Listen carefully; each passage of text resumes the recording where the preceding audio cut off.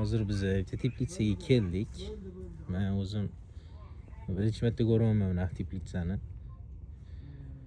Shundan 10 yursanglar yer qizil.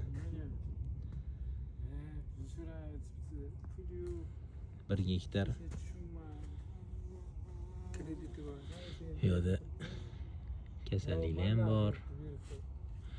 Mana bu yerda qo'zg'onlar ham bor. Keyin bu yoq tarafiga yursak, bu yoq tarafi gidroponika.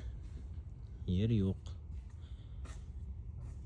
Bu yog'imizda rozviy, bu yog'imizda qizil. Ajoyib a? 2 gektarni 2 xil shaklda borishyapti. Gap yo'q, barakasini bersin.